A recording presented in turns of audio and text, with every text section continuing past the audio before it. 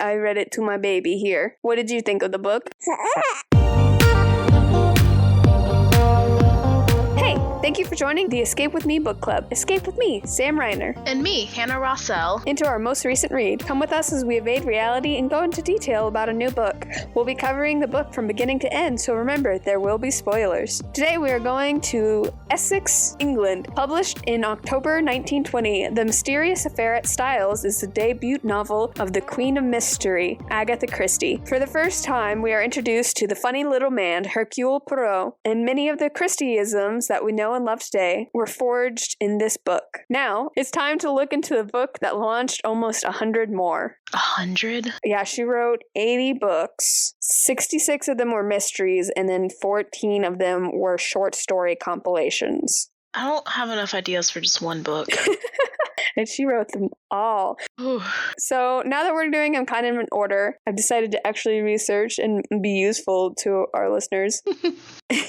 At this point in her life, Agatha Christie is married to her first husband. She married him in 1914, so right at the end of the war. She and I think it's her older sister were talking one day, and writing apparently runs in the family because her mother was a writer, her sister was a writer, she was a writer, nothing published. In fact, Agatha Christie says later that the novel she wrote before this one, she just had absolute disdain for. She thought it was terrible. Oh gosh. She hated it, and she had written a bunch of short stories and stuff like that when her sister dared her to write a detective novel. And Agatha thought about it, and she's like, well, I work at a dispensary at a hospital, and so I know a lot about poisons. And she looked around her town and noticed a huge influx of Belgian refugees, and she was like, I can work with that too. So she started writing a book. And so she began writing it in 1916, set the book in 1917, so the year later, which I'm a little bit curious about. I've never thought about them having time periods other than 1920s, but like she had dedicated, this is set in this. And that's kind of weird for me to think about because I'm like, oh, it's all in the homogeneous past.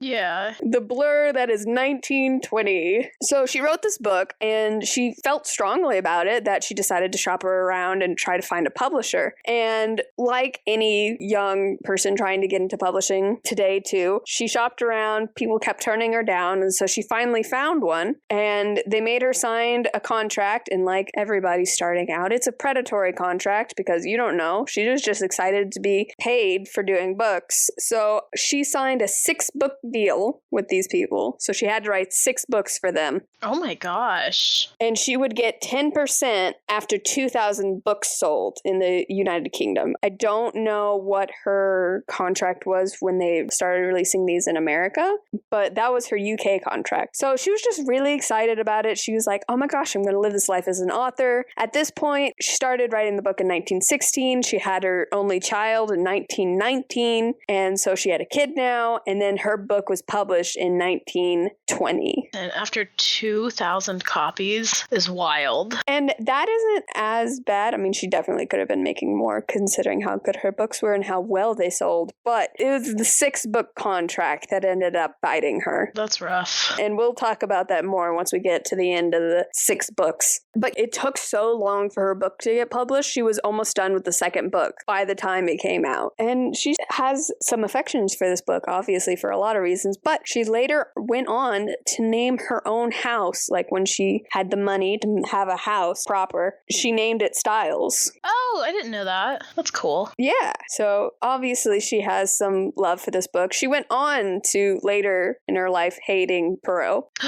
But for now, it's great. She joins the list of so many other artists who end up hating their art. Same with Arthur Conan Doyle. Mm-hmm. But unlike Doyle, she was like, no, he stays dead. And Doyle was like, you know what sounds good? Getting paid. So Sherlock comes back alive. She was just over with it. But yeah, just like a lot of musicians who hate a song. By the end, by 30-something, I don't want to say 32 books. 32 books later. That's understandable. Yeah, she was like, no. So that's the Agatha Christie historical background we have. Pretty cool. All of this started from a dare, so we should all take a moment and thank Margaret Miller, her sister for randomly daring her sister write a detective story. That is a very sister thing to do. I love it. And like I said, I've looked everywhere to see if there was anything published by her or her mom, but I didn't find it. So I guess it was more of a hobby writing, but yeah, it did the stuff. And so we begin. So for this book, neither of us has read this book. Nope. So this is a first for me. Not super first for the podcast, but this book is a first for me. So age level, this is definitely adult. Oh yeah, for sure. A little bit default. This is actually probably one of the tamer, possibly the tamest book she's ever written, because I mean, it was her first. It makes sense. Yeah. A lot of these books, anyone younger than an adult could read, but you know, default, she was not writing for children. Content warnings, super easy. Murder. Yep. Oh no.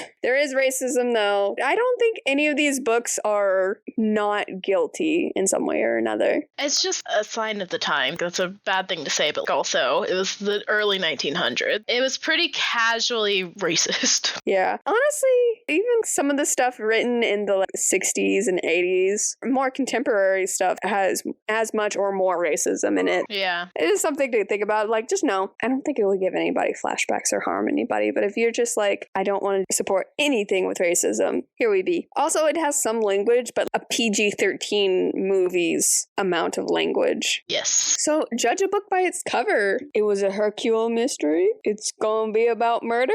And it's at a place called Styles. It's a big house. I was expecting something almost like Clue-esque, like the movie. Ooh. Based on the cover I had. Which one did you have? Because there's like, I want to say 7 covers now. Ooh, dang. I had the one that has the house in the background and trees and Hercule in the foreground. That's a good cover. It's the Audible one. I like it. The one I've seen the most of is the one that was just a bowler hat and then a mustache because, you know, Hercule. I'm trying to think. I had the Kindle one and that's the one that updates. I also knew it was going to be a poisoning because there was a bottle that says a mysterious affair at Styles, and then it had a skull and crossbones, and at the bottom it says the first Hercule Poirot mystery. So there you go. I also knew it was going to be a poisoning. I was just like, Clue? Clue would be interesting. But let's talk about the making of Hercule Poirot a little bit more, because we mentioned briefly he was inspired by the influx of Belgian refugees during the Great War. This was after World War I, before World War II. Mm-hmm. Along with that, so a couple of things that I find interesting. So he is a retired Belgian police detective, and when he came to England as a refugee. And so most people estimate that during this book, he was at least 65 years old. I don't know how old I imagined him to be, but I didn't imagine him in his 60s. I put him in his 40s for some reason. That sounds about right. But that's at the height of your career, basically. I was thinking late 40s, early 50s. I wouldn't have ever guessed 60s. And so that's kind of a fun fact about him. And because she doesn't do, you know how some books do age freezes, so their detective never gets any older? Yes. No, he ages. And throughout the book series, the only time his description from the first book is ever changed in any sort of way is when it's to indicate aging. Interesting. I guess none of the 3 I've read didn't pick up on that. And so he doesn't die until the 70s. And so that puts him at like 120 years old when he died. Okay. My goodness. So that's Hercule Poirot. He's going to live for a long time, guys. It's great. And even then, people are like, if only he lived longer. And Agatha Christie is like, if only I killed him sooner. Yeah. I kind of love her love-hate relationship with everything. Yes. Because to answer a question we had in a previous episode, we had talked about how our feelings of the movies, and the comments were like, no, she didn't like them. And I went on to look at her exact quotes, and not all of the movies was she really explicit about, but there were some movies where she's like, I'm glad that didn't work. I'm glad that failed. Like, apparently there was a couple of movies where they replaced Hercule with Miss Marple as the main character. Oh, weird. And she's like, it gladdened my heart that those failed. Don't mix those characters up. No. They both are awesome, but I'm a little partial to the Belgian man. So another interesting thing, because you texted this to me when we were reading the book, but you mentioned how Hercule is kind of romantic. Yes, I was like, he's just a big romantic softie. He really is, and I find it interesting that he's very romantic about other people's love life, but he never has a love interest of his own. Mm-hmm. Here's an example. Nancy Drew has Ned Nickerson. Yes. And even later on, detectives always have a love interest. But he never has a proper love interest like that. And it's because Agatha thinks love interests in detective novels are boring. Boring? Straight up, she finds them the dullest character in the book. I guess because you can't really spend too much time developing that character unless you want to take away from the mystery. You just get kind of stagnant. And as someone who side-eyes romance books sometimes, I understand. Yeah. Sometimes the love interest is the least interesting. And I mean, you love them because they're the love interest, but if you really think about it, They're kind of boring. that's why he never has that. So she has subplots about love, and then Hercule's always like, oh, I would never want to hurt a lady. Mm-hmm. But yeah, she just hates love interest in detective novels. So extra looking at you, Death on the Nile. Hollywood. Why?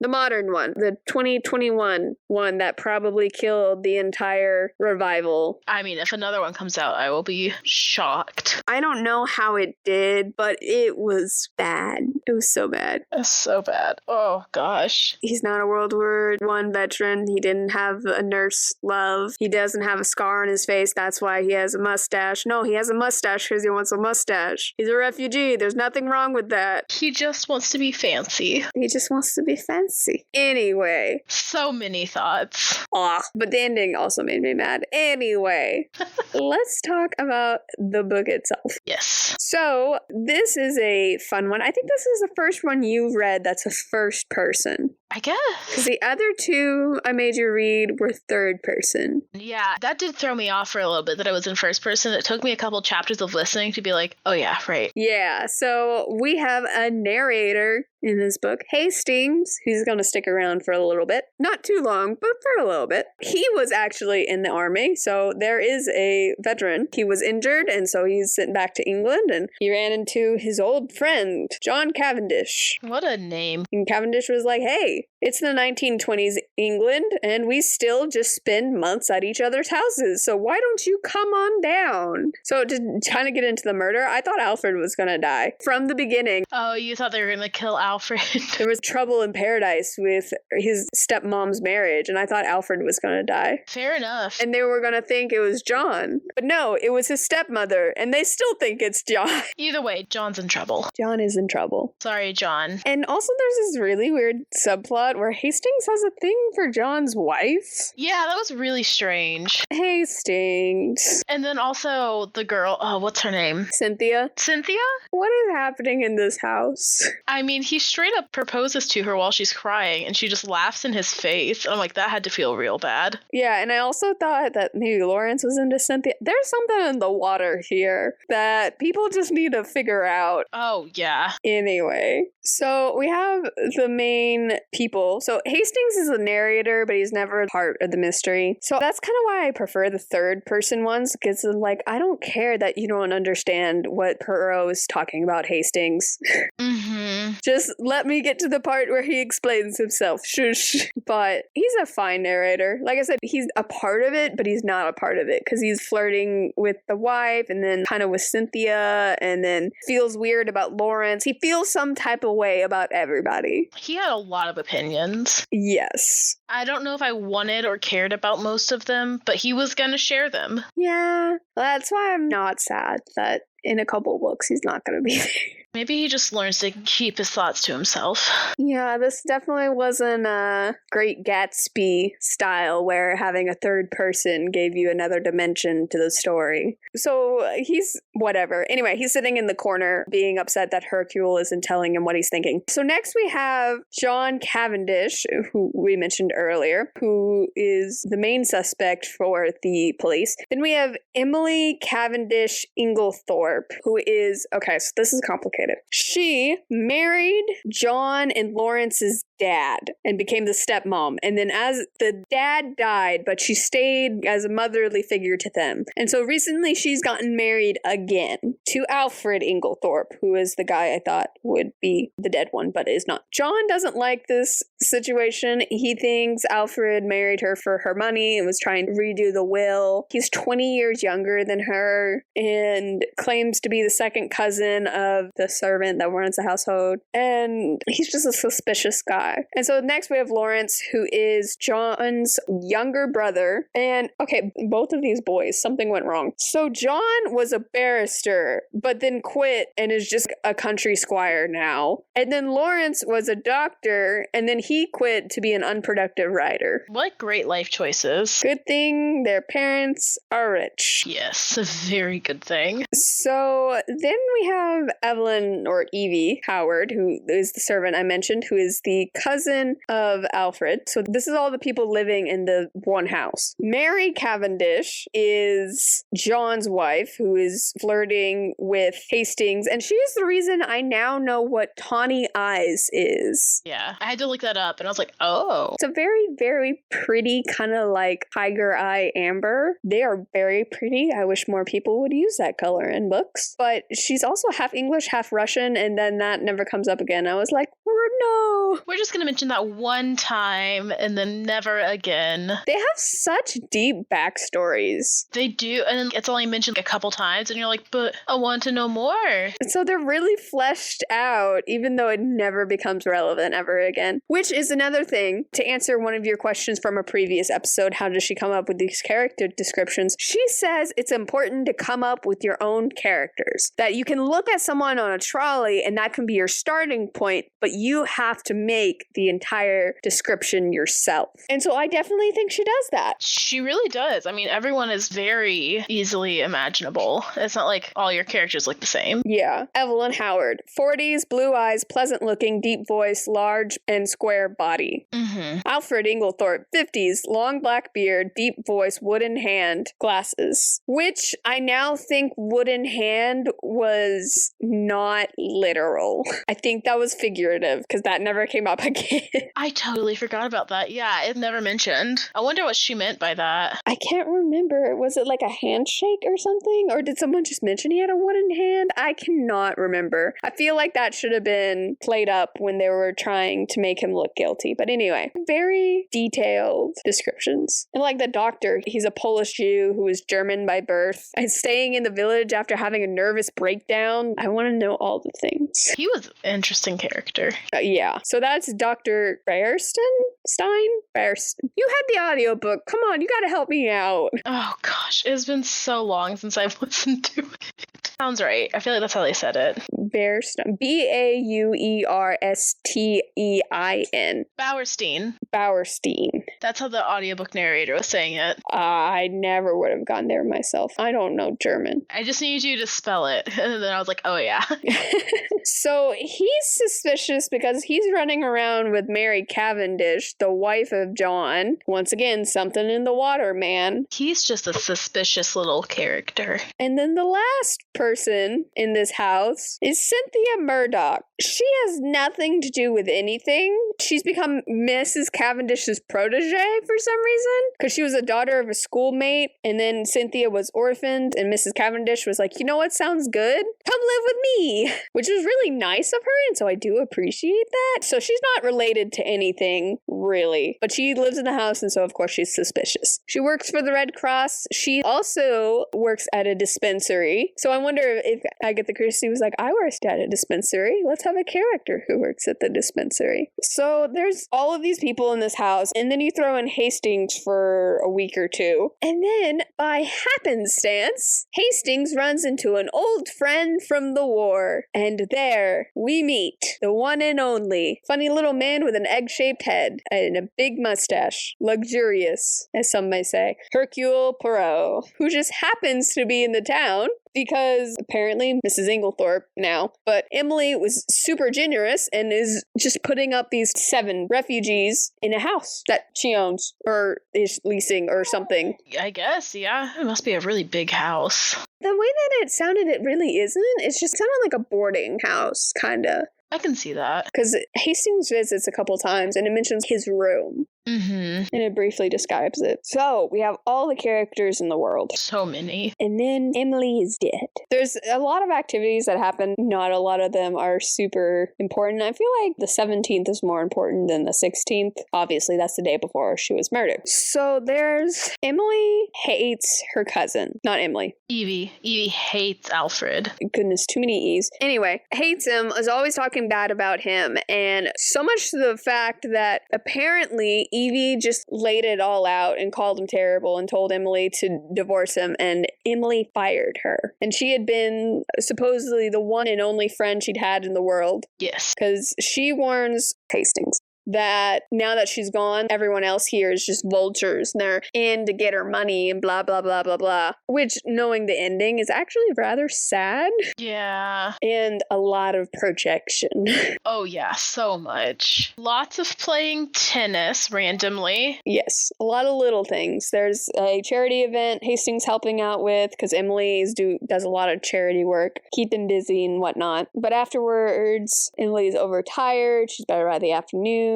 Takes Lawrence and Hastings out to lunch, then drops him off with Cynthia. Cynthia shows him around the dispensary. There's a point where Lawrence is alone in the dispensary, which becomes suspicious later. Hastings gets stamps, and that's when he runs into Poirot. That's right. And Poirot, I guess, is living in a house with a bunch of other Belgian refugees. A lot of people. It's a lot of people in a little house. So they get back to the house, and Emily's upset, but they won't say why. So Hastings goes to get his racket because all of the tennis. And Mary seems obsessed as well. So it's strange. And she's claiming she didn't go with the doctor, even though everybody's been seeing her go off with the doctor. And then, after that, being like, oh, Mary, you're upset, blah, blah, blah. Mary goes and has an encounter with Emily. And he hears that Emily won't show Mary something, and Mary thinks it's related to shielding him. Quote, him, end quote. Mm-hmm. Who's him? He was either her husband or Alfred, honestly.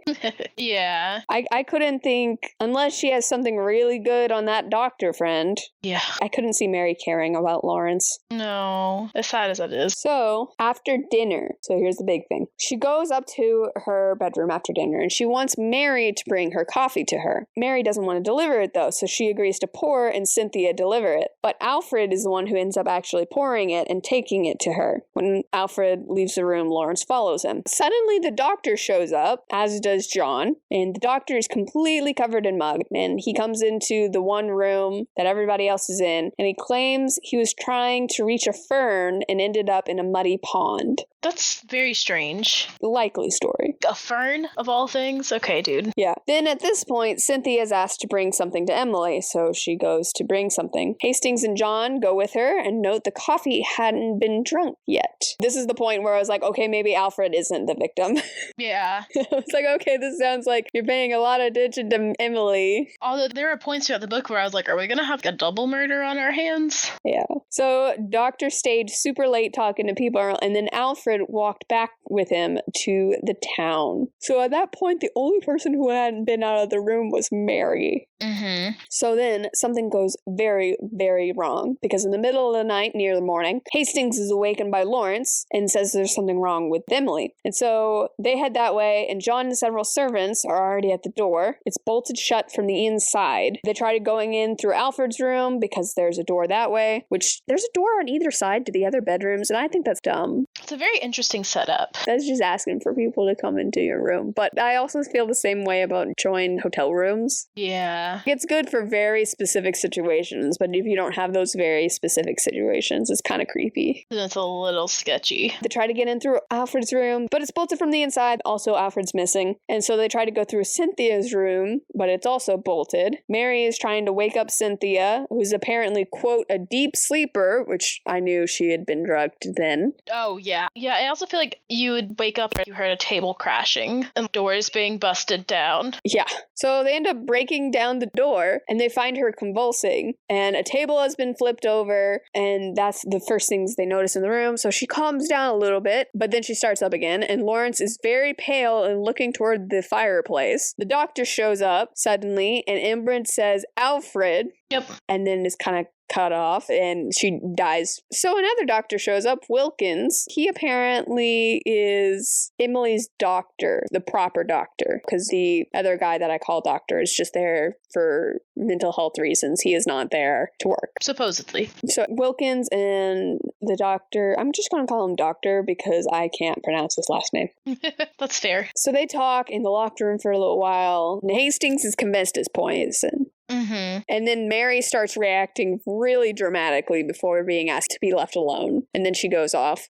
So the doctors come back and say they want to do a postmortem of the body, not surprising. And at this point, that's all the super relevant details of what happened and what Hastings noticed. And so at this point, he convinces John that Poirot has to investigate. There's no other way they can do this. Poirot has to investigate. And Lawrence is like, no, because it wasn't a poisoning, so we don't need to do it. It's really out of character. Yeah, it's trying to save face for the family, I guess. They don't want all the publicity. That's what he thinks at first. I mean, there's a reason later on that we find out. Yeah, but that's what initially he's like, well, maybe the publicity. Yeah, so Lawrence, because he's a shy, quiet, brooding type, and then all of a sudden it's not poisoning, da-da-da. And they're like, okay, that's weird. Yeah. So Alfred claims that he was staying in town that night, and that's why he was missing. Because he forgot the key. Yeah, and so Hastings tells all of this to Poirot. And so Poirot is on the case now. In a way, that's a lot to happen before the investigation, because you get kind of the feeling you have several different scenes of, oh, Mary snuck off with the doctor, and you kind of get to know each of the individual characters. But it's not at all like Death in the Nile. Where most of the book is background. I think it's like 4 chapters before Poirot begins to investigate. That's not bad. That's really not. You have an okay feel for the characters. You get more of a feel as time goes on. Yes. So Poirot's suspicious because everyone's like, oh, the coffee was poisoned. Clearly it was the coffee. And Poirot's like, Obviously. Then why did the poison react 9 hours later?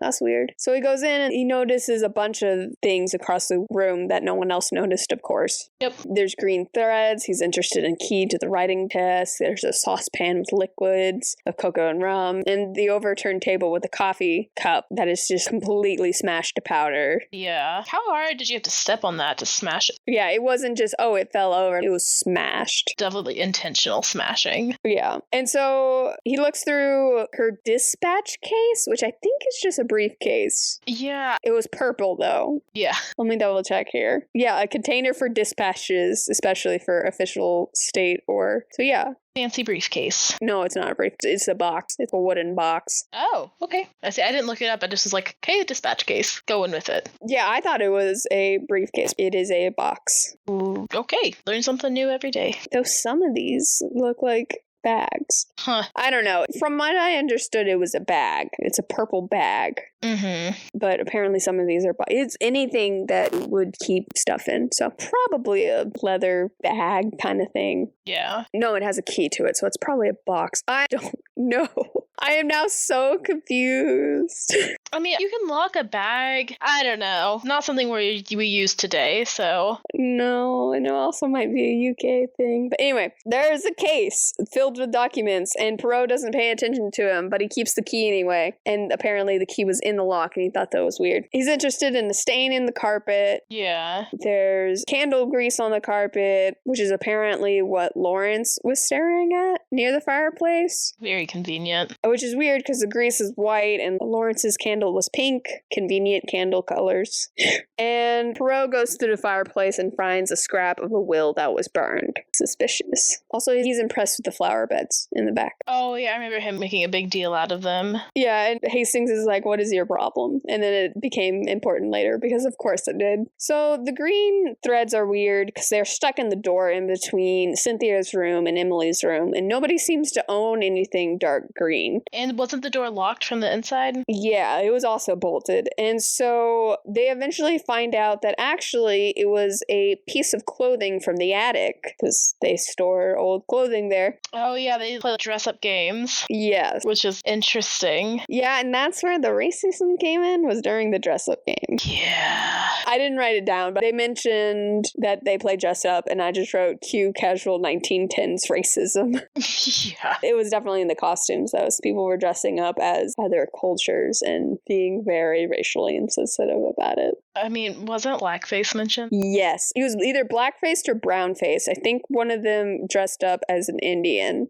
Yeah, either way, I was like, oh, okay, and moving on. And I think at that time, yeah, India didn't get its independence from British rule since 1947, so that's also extra icky. Yeah. Blah. That poor audiobook narrator having to read that. Yeah, I mean, it just is what it is at that point. Mm-hmm. So I think the major things are the stains in the carpet and then the will. Because apparently Emily changed her will all the time and will do it herself and type it up. Which is interesting. Would she just get pissed off at someone and be like, that's it, you're not in my will anymore? That's exactly what she would do, which I think is how you make some enemies, Emily. Tell me you're petty without telling me you're petty. Yeah, it's that trope of, oh, she's so generous and does all her time to charity, but actually in real life, as a person, not great. It's not very kind. It's more like getting that, so she looks really important and very kind and generous, but actually I think it's more about control. Yeah, for sure. Because the way she talks about how she treats Cynthia, she took her in, but she still makes it known and makes sure Cynthia knows that she's still, I guess in a sense, like beneath her.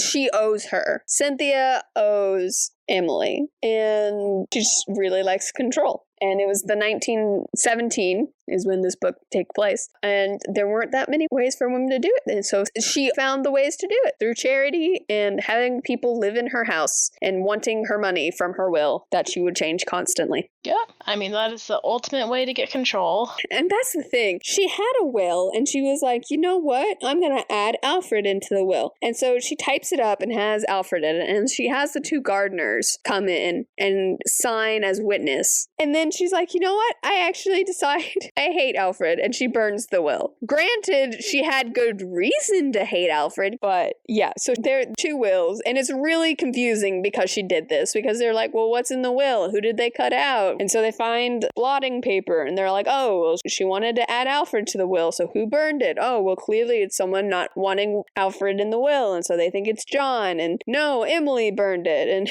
made it as complicated as possible. Yeah, it was mind spinning. So that's a huge kerfuffle. And then we have the coffee cup, because they're all convinced the poison was in the coffee. Yes. But it wasn't. But then they're all like, but it's a fast-acting poison. Why would it take this long to take effect? 9 hours later. And so they're all centered around the coffee cup, and then there's a missing coffee cup, and they're freaking out about it. And then there's the crushed coffee cup, when they're like, oh, that's the one she drank, but we can't test what was in it. And come to find out, at some point, Poirot is like, hey, if you want to feel better, Lawrence, you should find the missing coffee cup. And Lawrence is like, that's weird. But later, he finds the missing coffee cup. Yeah, and it's like a message passed through Hastings, and he's like, hey, Poirot wanted me to tell you to look for the missing coffee cup. And he's just like, okay, I guess. Yeah, so he finds it, and you come to find out Lawrence is the one who smashed the coffee cup, and he was also freaking out about the grease and being like, oh, it's not poison, because he thought Cynthia did it. Yeah. And he likes her, and so he was trying to cover it up, and I was like, dude.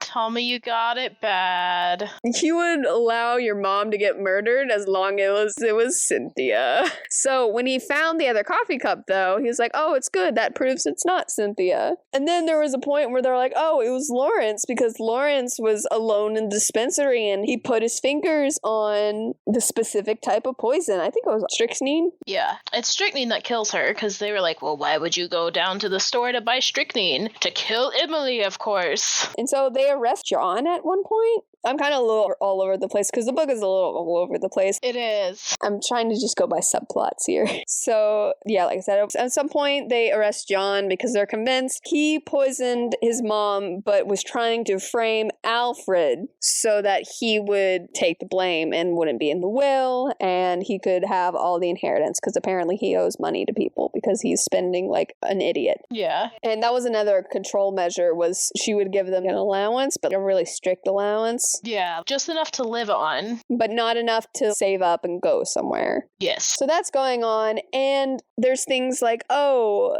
Alfred, quote unquote, went to the drugstore and bought the specific type of poisoning, claiming he was going to put down a dog, but they don't own a dog. And then Poirot was like, haha, but actually that was a disguise to frame Alfred. And I think that was around the time that they arrested John. Mm-hmm. And this whole time you think he thinks John did it. He really does. At least I thought he thought John did it. Yeah. And so at one point he's like, oh, Hastings, I don't know whether or not I should speak the truth because a woman's heart is in the balance. And he's like, if they call me, I will testify against John. And you're like, oh, he thinks he did it. Yeah. And then Hastings is also convinced that John did it, isn't he? I think because he's convinced that Hercule thinks he did it, that he did it. Yeah. So to get into each of these characters, apparently the doctor, okay, get this. At one point, Poirot goes to London and he comes back and the doctors are the suspects. And he's like, no, he is not guilty of murder, but he is guilty of being a spy.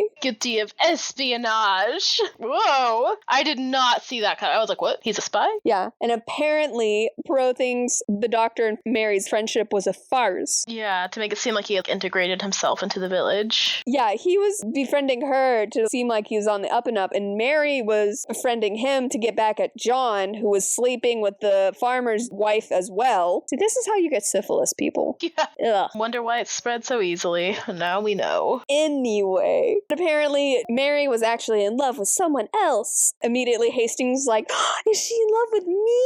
And I was like, is she in love with Lawrence? It's like, goodness, so many love mushes. I don't even know. By the end, it was, no, she loved her husband. She just needed something to remind her. Yeah, because John was sleeping with someone else, and she was like, I could do the same thing if I wanted to, but doesn't want to. Anyway, that's beside the point. That's messy junk. At the end, they decide to give their marriage an honest go, and whatever, okay. Yeah. They seem like a really toxic couple, but cool. They really do. And so while the trial is going on, all of a sudden, all this evidence against Lawrence comes out. Oh, look, there's a box from the costume store addressed to L. Cavendish. That's so weird. Why would he need costume stuff? Because, he had to buy the beard from someone. Mm-hmm. And so around this time, Poirot's like, I know what happened. I can't prove it, but I know what happened. And Hastings like, well, what is it? He's like, I'm not telling you. And so Hastings gets mad at Poirot. Again. Hastings is just easily upset. He's sensitive. Fragile masculinity. He's a sensitive boy. A little bit. He's very sensitive. And he doesn't like that Poirot is not cluing him in on everything, but also he thinks he's smarter than Poirot and then gets mad when Poirot proves him wrong. Yes. He's like, I know everything. I don't know everything. Why will you not tell me everything? Anyway. It just makes me wonder how many people were wrongly accused and imprisoned for stuff they didn't do back then. Oh my gosh. Okay. English courts of law. Around here, this time period, the police are pulling people in. But before that, I think Pride and Prejudice time, people would just drag people to court and be like, hey, they're guilty of a crime. Let's start the court now. Trial now. And we wonder how the Salem witch trials happened. If you really study how British courts were, you really understand why they felt it's so important to have the 4th and 5th Amendment. Yeah.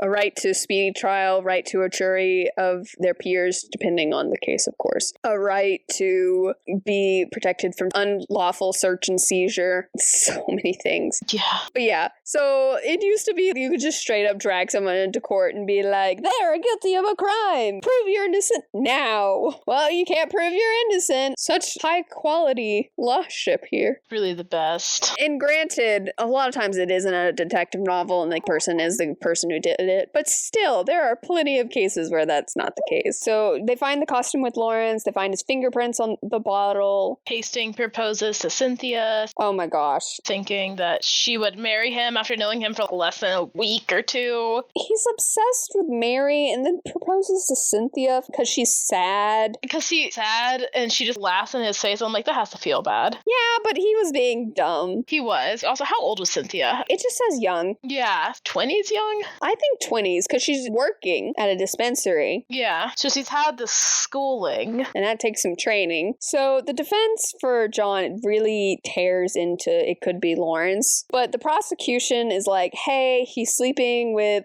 this dude's wife. A servant claims that they saw John knocking on Emily's door that night. Oh, and there's also, I heard the table crash from my room. Mary's like, oh, I heard the table crash from my room. And Poirot's like, how? No, you didn't. And runs a test. And yeah, no, she didn't. But then the prosecution reveals that the detectives found the costume glasses, like Alfred's, and the vial of poison were in John's things. They also found a blotting paper for the will, which left everything to Alfred. So that's the whole will nonsense. Even though the defense points out, hey, that was found a week later and in winter clothing, which he wouldn't be going through because it was summer and really hot. The hottest day of the year when it happened. So they're like, oh, it was planted and clearly Lawrence did it. And he couldn't have been in the chemist shop because he was too busy being blackmailed, even though no one saw him. And he has a note, but the prosecution's like, anyone could have written that note.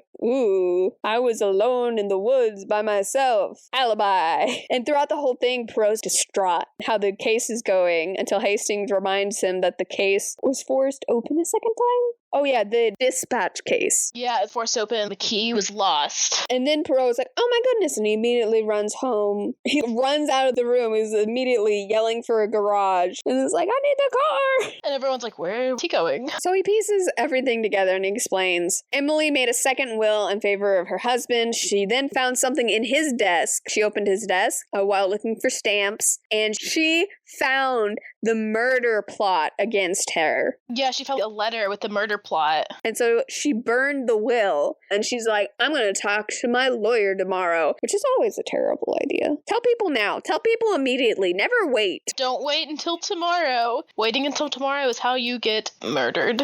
Yeah, so that's Emily's portion, because she was murdered on Tuesday. So here's Mary's portion. Mary desperately wants the piece of paper that Emily has that she thinks has to do with her husband, but doesn't, and has to do with the murder plot. Mm-hmm. So she drugs both Emily's cocoa and Cynthia's coffee. Yes. And apparently the narcotic she used is what caused the delayed reaction in Emily's poisoning. Mm-hmm. Which they were not expecting that, obviously. No. As someone who knows nothing about poison, I was like, yeah, sure, sounds great.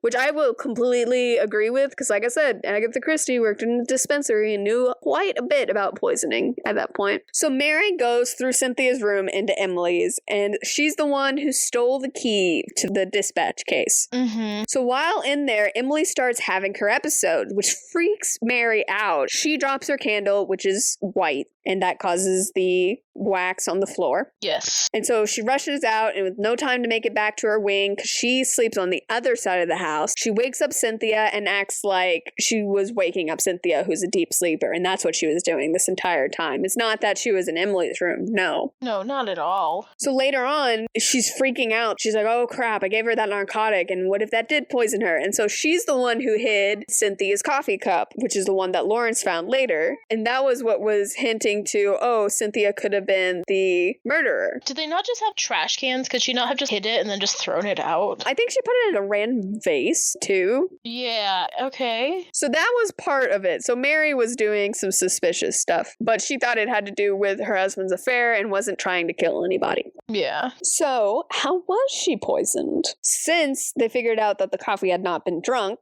as it was thrown off of the table by the bad leg, which apparently the table has a bad leg. So it's spilled on the floor. There's this coffee stain on the floor, and eventually the cup is on the table and it gets smashed. So coffee wasn't drunk. So that's not how they poisoned it. Yep. So get this. Every night, Emily takes a serum to sleep. And Apparently, they had recently found that this specific Strixine tonic, she was taking little bits of Strixine every night to sleep, which just... Medicine back then was truly wild. Yeah, it sounds made up. Why? It's as ridiculous as taking x-rays to make sure your shoes fit. But not only did they do this, but apparently they used to add a little bit of bromide powder to it. Even better. Which causes the poison to separate from the tonic, and so all the poison is at the bottom, because it's the heaviest, apparently. And so when you take your final sip, you take a crap ton of poison. I mean, that's one way to sleep really well. Oh my gosh. Forever. And so this was supposed to happen on Monday when the bell was broken, but she forgot to take it. So at this point, Poirot, he's explaining this in a room with everyone, because, detective, that's what he does. And so he's like, plot twist, Evelyn and Alfred have been working together from the beginning. Evelyn wrote him, was like, hey, I have this idea. And Alfred, who is not as smart as Evelyn, was like, yeah, that sounds good. And so he goes and seduces Emily into marrying him. And then Emily is the one who's providing the serum to Emily every night. And so she's the one who knew about this and added the bromine powder so that she would poison herself with her serum. And then, okay, so here's the thing. This is where it gets extra convoluted, where it just gets very extra, in my opinion. Yes. They wanted everyone to think it was Alfred, because then they placed clues where it was like, hey, it wasn't Alfred. So apparently, if they had charged him and gone through the crime and then been like, oh, he's innocent, he would have been scotch-free. Yeah. Which is why Hercule was like, no, you can't arrest him earlier in the book. Don't arrest him. And then later he's like, oh, it would make it seem like John did it, because if he came away innocent, they would think it was Alfred, because it wasn't the right time. If he hadn't figured it all out, who the accomplice was who went to the store, Alfred would get away with it, because they wouldn't have enough evidence to make him guilty. Yes. So Evelyn was the one who went to the chemist in disguise because she was fired, and although working at, I think, a hospital nearby, she still had an off day where she was able to do that, and they were suspicious and sneaky, and she's the one who hid the stuff in different things. Then they pretended like they hated each other, and she got herself fired, and I mean, pretty creative plan. Yeah, I thought it was Cynthia. And apparently Lawrence did too. So I'm on par with Lawrence. I thought it was Mary. Oh, so you're on par with, I think Hastings thought it was Mary. She was very suspicious for a while. Yeah, until the Poirot was like, hey, this was her part in it. I was like, oh. At first I thought it was Alfred, and then I was like, well, I don't know. And then I thought it was Mary. I never suspected the pairing they had. No, I did not. Because I kept forgetting who he was second cousins of. Oh gosh, yeah. I forgot they were cousins. They mentioned it briefly in the beginning that he showed up. He's like, hey, I'm her cousin. And I just forgot. Oh yeah, there's some little things that just get mentioned one time. And they mean something. That's why when in my recap, I'm like, oh, here's this thing, and this thing, and this thing, and this thing, and this thing. Just read the book if you want everything, because it's a lot. I probably missed something in there. I think I got all of it. It's fine. So that is that. But kind of an interesting for the ending. So the ending is they're all in Styles in a room, and Hercule is like, oh, here's what happened. And Hercule goes on and is like, hey, blah, blah, blah, blah, blah. But originally,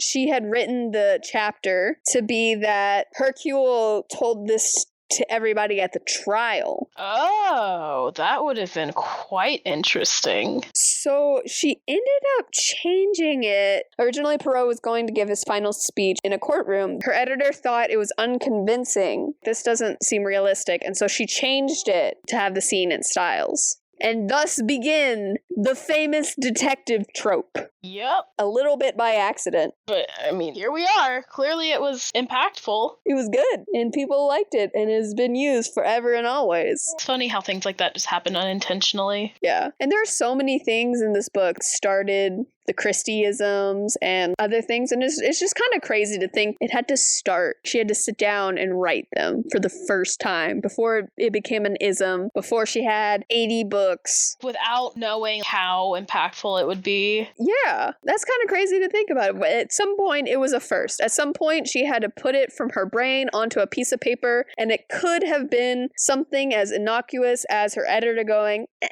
I'm not convinced. Yeah. And then here we are 100 years later, and what a difference that has made. It'd be crazy how different the whole genre would be if she hadn't been an author. Oh my gosh. If her sister hadn't dared her to write a detective book, if she hadn't been able to sell her book to a publisher, if they hadn't taken a chance on her, even if it was predatory, if all of the choices she made, if she hadn't worked at a dispensary, if she had had another job, there's so many butterfly effects. There really is. It's incredible sometimes looking at them and being like, wow. This had to happen once. This had to have a start. Everything had to line up perfectly for it to happen. Yeah. Because in a way you think it's like, oh, it's Agatha Christie. She knew what she was doing, blah, blah, blah. She might not have. Not at first. She's probably just figuring it out as she went. Yeah. Obviously she had to plan and be really smart about it, but those thoughts just randomly popped in her head one day and she was like, oh, write that down. Yeah, let's do that. That's so crazy to think about. The creative process is crazy, especially after it's been so romanticized. Yeah. Yeah, and it's just become lore, and it's just crazy to actually think about the mechanics of it. And she had to sit there and write every single word and think of them, and they didn't just one day appear on a page, and Agatha sat on her throne of books. Yeah, it's a long process. Yeah, it took time, and it took her, I want to say, 2 years to write this book. I mean, that makes sense. There's like so much included in it. Yeah, and she had to do so much planning and rewriting because no one publishes their first draft unless you're an idiot. No. So it's crazy. So this was the beginning. General thoughts that I've been spewing at the same time. I will be honest, and some of the phrases of this book had me cackling. Wilkins knocked Denby up to tell him. Yeah. Wilkins knocked on the door to tell Denby. Oh, how times have changed. Whilst he himself made a careful and deliberate toilet. I'm pretty sure that still means the same thing, but the way it's phrased. This last one that you wrote down got me. I am still just a middle schooler on the inside. It means a different thing than we think of, but we have been so perverted. Yes. To its other definition, and finally uttering an ejaculation of satisfaction. Oh my gosh. It was not a sex scene, I swear. I would have put that on the content warning. Once again, I want to know, how many takes did it take this poor narrator on some of these? They probably had a 12-year-old brain. They were probably fine. They're professional. It's fine. But yeah, some of the phrases. Truly astounding. That is not what that means in 2022 America. No, it is not. But that's also how I feel when they talk about the psychology. The psychology. Yeah. So, one question for the author, and I think you had the same question. Yeah, I did. If at the end of her career, or she looked back, would she do it all again? At the end, when she hated Hercule Poirot and was glad he was dead and was looking at all these movies made and hating them, but also she was still writing and it afforded her a wonderful lifestyle where she could travel and meet people and express herself and be appreciated, taking the goods and the bads into consideration, would she do it all again? I would want to know, what would she do differently? Yeah. Is there anything that if she did it again, would she take that same contract? Would she kill Hercule earlier? Would she make a whole different character? Would she never make Hercule Poirot in the first place? Yeah. But then again, how successful would the book have been without him? Yeah, it's a lot of little things. So would she have taken that chance? Would that have provided her more happiness, potentially? I would love to know. If I can ever travel back in time and have lunch with someone. It would be very interesting to know. So you'd probably be like, why are you asking so many questions? If I could get together Agatha Christie and Lillian Jackson Braun and the woman who started writing the Nancy Drew series. Oh, yeah. I don't remember her name. On the books, it's Carolyn Keene, which is just a ghostwriter tab. Mildred Benson. I wonder what conversation that would be. That's a 1920s, a 1930s, and a 1960s writer. Two of them are American, one of them's English. Lots of strong personalities. I can't actually imagine it going like a super well conversation, but I think it would be interesting if those three together. But yeah, that would be my three I would bring together because I love all three of those series. mysteries. I don't know who I would bring. I would kind of want to throw Tolkien in there too. You want to throw in a random fantasy writer? 3 mystery women and a fantasy male. Well, if I had to do all at the same time, no. But if I could have separate conversations. Oh, okay. You would want to talk to Tolkien. Okay, that's fair. Yeah. It's like, why would you throw it in randomly with it?